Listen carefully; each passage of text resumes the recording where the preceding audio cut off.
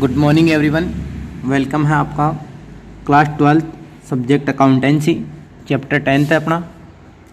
Chapter का नाम है analysis of financial statement. Financial statement and analysis of financial statement की जो डेफिनेशन थी उसको डिस्क्राइब किया था कल लास्ट वीडियो में हमने। अब इसके जो ऑब्जेक्ट है फाइनेंशियल स्टेटमेंट के, कौन कौन सी ऑब्जेक्ट या क्या क्या ड्यूटीज है इसकी, क्या क्या इम्पोर्टेंस है, कब काम में लिया जाता है, या फाइनेंशियल स्टेटमेंट का एनालिसिस क्यों किया जाता है, उसके बारे में हम थोड़ा यहाँ से डिटेल से पढ़ेंगे। तो ये ऑब्जेक्ट है, objective of financial statement. Financial statement में जो एनालाइज किया जाएगा उसके ये ऑब्जेक्ट हैं, क्या क्या काम किए जाएंगे। तो आप देखें इसमें फर्स्ट है अपना to measure the earning capacity of और प्रॉफिटेबिलिटी। ध्यान देना, मेज़र करेगा ये मतलब उसका उपाय बताएगा या उसको मापेगा। मेजरमेंट से रिलेटेड है मेज़र, यानी उसकी कैलकुलेट करेगा। किससे करेगा? अर्निंग कैपेसिटी की, कितनी हम अर्निंग कर सकते हैं। ध्यान देना, पहले बताया था मैंने आपको लास्ट वीडियो में कि जब हमारे पास देखना, एक ले लेता हूँ 2019 ईयर है और करंट ईयर है 2020। ये दोनों ईयर से वो कंपैरिजन करेगा, ठीक है। दोनों ईयर का यहाँ पे कंपैरिजन किया जाएगा और दोनों ईयर में कितना प्रॉफिट हम अर्निंग कर सकते हैं या कितनी हम अर्निंग किया जा सकता है। जैसे मान लो यहाँ पे 2000 का हमने प्रॉफिट अर्न किया है और यहाँ पे 30,000 का प्रॉफिट अर्न किया है। इन दोनों का कंपैरिजन करके हम जो नेक्स्ट ईयर आ रहा है हमारे पास, उसमें हम कितना प्रॉफिट की जो कैपेसिटी हमारी उसको अर्निंग किया जा सकता है या कितना प्रॉफिटेबिलिटी है हमारी उसको अर्निंग किया जा सकता है।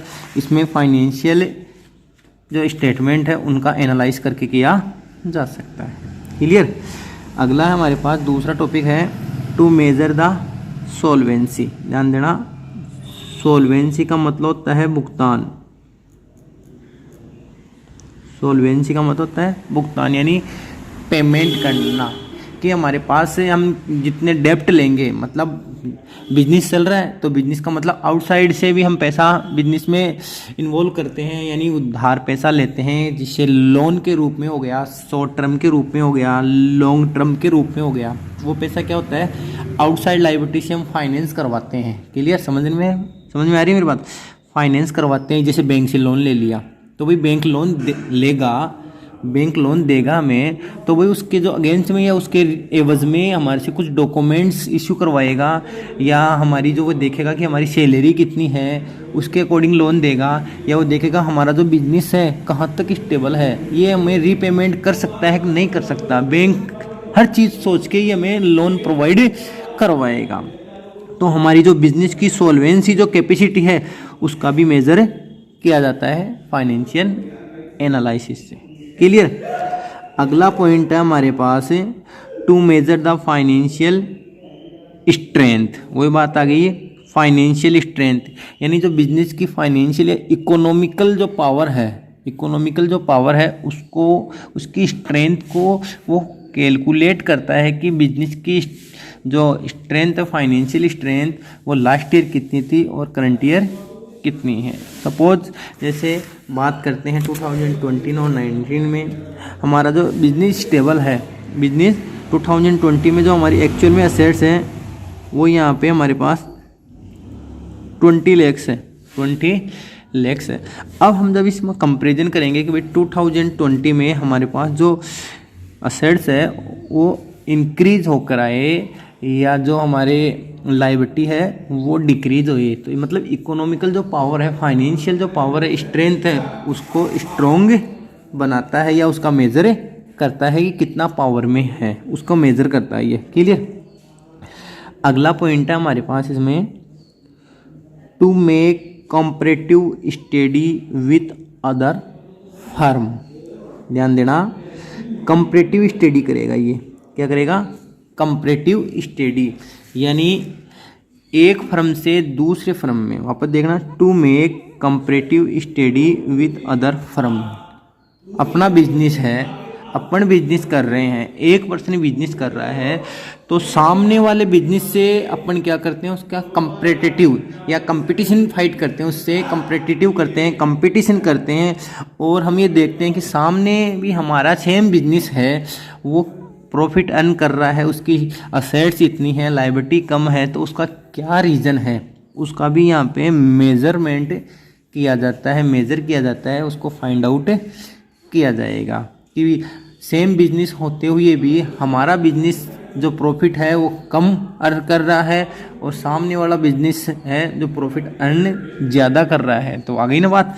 अदर फर्म से हम यहाँ पे उसका कंपैरेटिव स्टडी करेंगे शुरू से लेके लास्ट तक, और फिर हम हमारे बिजनेस को स्टेबल करेंगे। तो ये आ गया इसका मेन पॉइंट है ये भी कि अदर जो बिजनेस है, अदर फर्म है, उससे कंपैरेटिव स्टडी की जाएगी, यानी तुलनात्मक किया जाएगा, एक की तुलना दूसरे से की जाएगी या अपने बिजनेस की तुलना दूसरे बिजनेस से की जाएगी।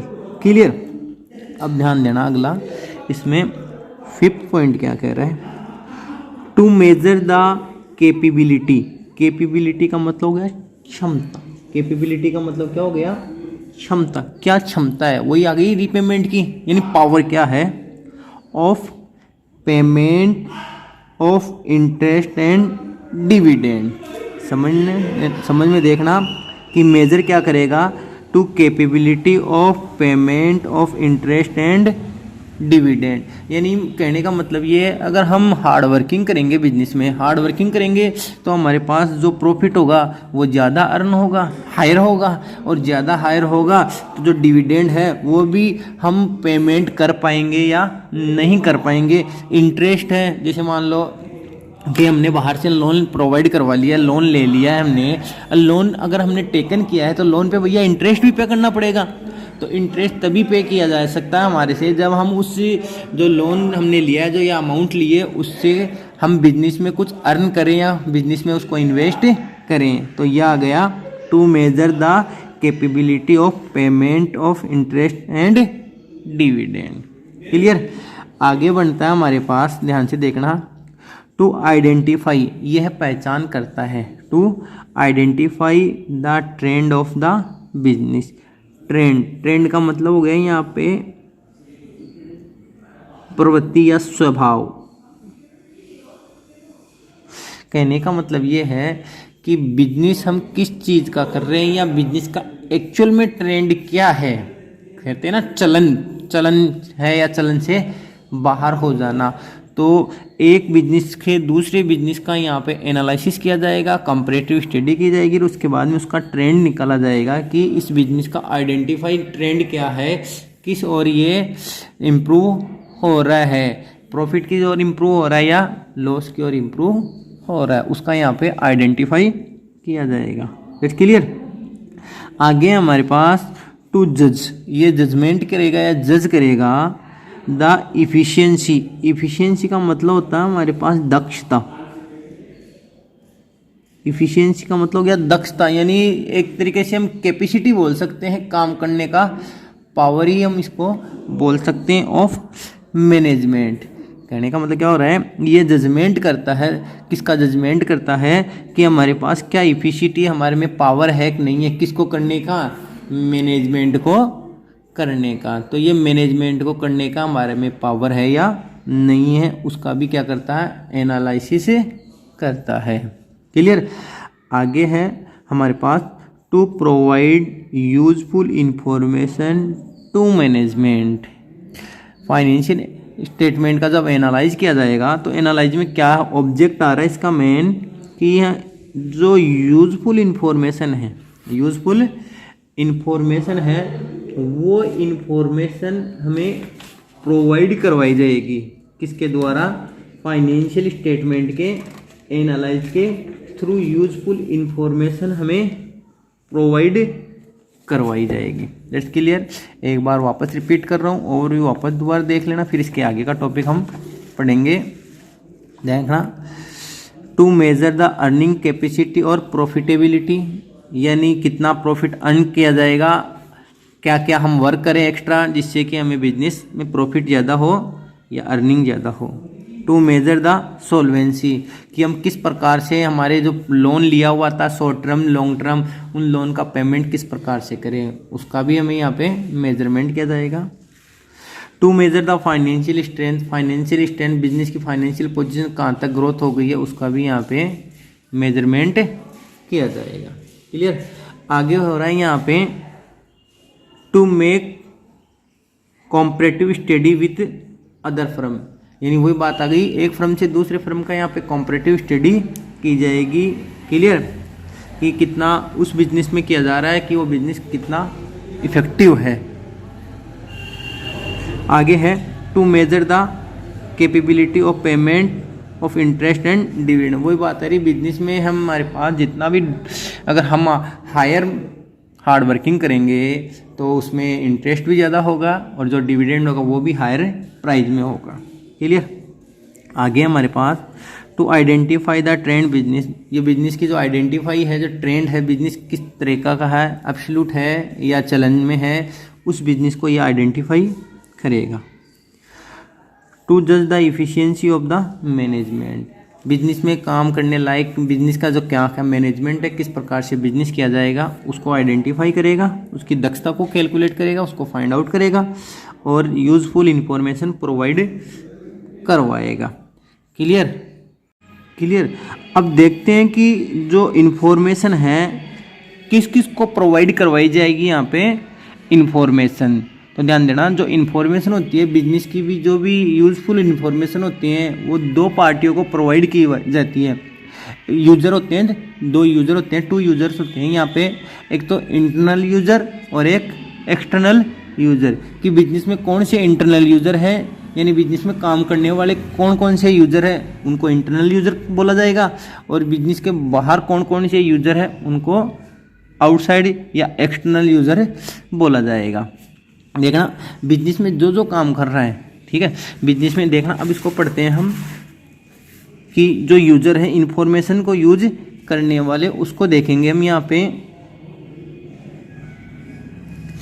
यूज़र है हमारे पास, ध्यान से देखना और समझने की कोशिश करना कि यूज़र कौन कौन से हमारे। User of financial statement, financial statement देखना, दो यूज़र बताया जा रहा है यहाँ पे, आपको बता दिया पहले। Internal user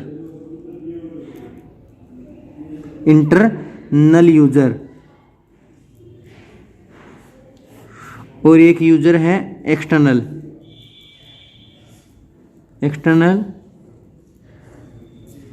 user. अब इंटरनल यूज़र कौन से होंगे और एक्सटर्नल यूज़र कौन से होंगे, उनको यहाँ पे अच्छी तरीके से देखा जाएगा और पढ़ा जाएगा। तो ध्यान से देखना, हम इंटरनल यूज़र कौन कौन से हैं, जो बिजनेस में काम करेंगे उनको इंटरनल यूज़र बोला जाएगा। एक तो यहाँ पे हो गया हमारे शेयर होल्डर्स,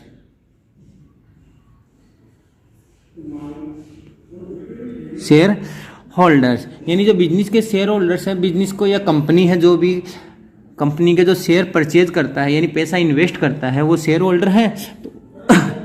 तो उनको इतना मतलब राइट होता है कि बिजनेस किस और अग्रेसिव हो रहा है, किस और यहाँ पे आगे बढ़ रहा है। तो यहाँ पे यूजफुल जो इन्फॉर्मेशन है शेयर होल्डर को प्रोवाइड करवाई जाएगी। दूसरा है यहाँ पे मैनेजमेंट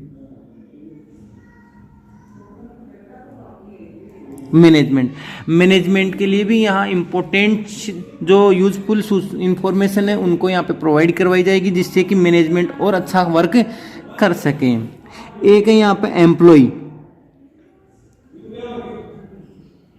एम्प्लॉयज, मतलब जितने एम्प्लॉई यहाँ पे वर्क कर रहे हैं उन एम्प्लॉय को भी जो फाइनेंशियल स्टेटमेंट की जो इन्फॉर्मेशन है, यूजफुल इन्फॉर्मेशन है, वो प्रोवाइड करवाई जानी चाहिए। फॉर एग्जांपल जैसे मान लो कि हमें पता चल रहा है एम्प्लॉय को पता चल गया कि बिजनेस में इतना प्रॉफिट हो रहा है तो हमें इतना बोनस मिलेगा। 20 लाख का प्रॉफिट हुआ है तो उसमें कम से कम कुछ बोनस हमें यहाँ पे मिलेगा। एम्प्लॉय ये सोचते के चलते हैं, तो फिर एम्प्लॉय की और भी थिंकिंग क्या हो जाती है कि हम नेक्स्ट ईयर और इससे ज़्यादा हार्ड वर्किंग करें, और ज़्यादा हार्ड वर्किंग करेंगे तो हमें और ज़्यादा बोनस मिलेगा।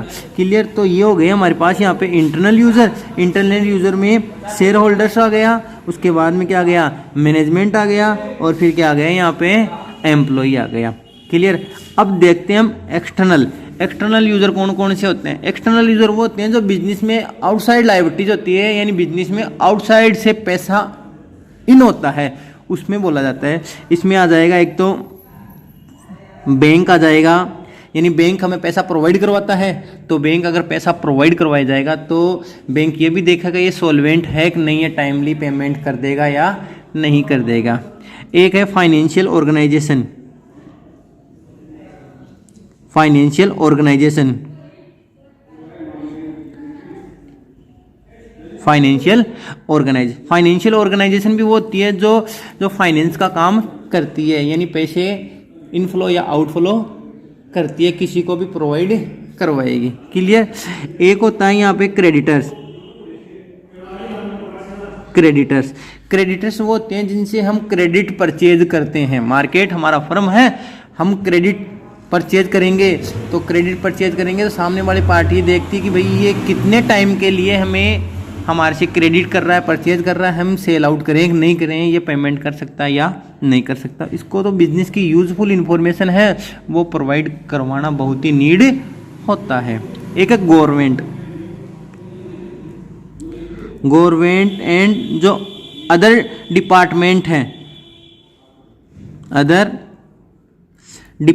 है जो भी फाइनेंस का काम करते हैं, या गवर्नमेंट से भी तो हेल्प मिलती है, गवर्नमेंट ग्रांट हो गया, गवर्नमेंट एड हो गया, गवर्नमेंट से भी हेल्प मिलती है, तो गवर्नमेंट भी तभी हेल्प कर पाएगी जब उन्हें फाइनेंशियल इंफॉर्मेशन, यूजफुल जो इंफॉर्मेशन है वो टाइमली पेमेंट हो जाए, तब हो जाएगी। क्लियर। एक होता है हमारे पास जो भी होता है स्टॉक मार्केट है। स्टॉक मार्केट हो गया कि इस टाइम पे बिजनेस में रनिंग में कौन सा गुड्स ज़्यादा यूजफुल प्रोवाइड हो रहा है, चल रहा है, तो उसी स्टॉक मार्केट से हमें ये सूचना मिलती है, ये इन्फॉर्मेशन उपलब्ध होती है, या हम उसको इन्फॉर्मेशन उपलब्ध करवाते हैं कि हमारे फर्म के द्वारा ये चीज़ यहाँ पे डेवलप की गई है, या ये चीज़ प्रोडक्ट तैयार किया गया है। क्लियर। एक होता है एक्सचेंज बोर्ड।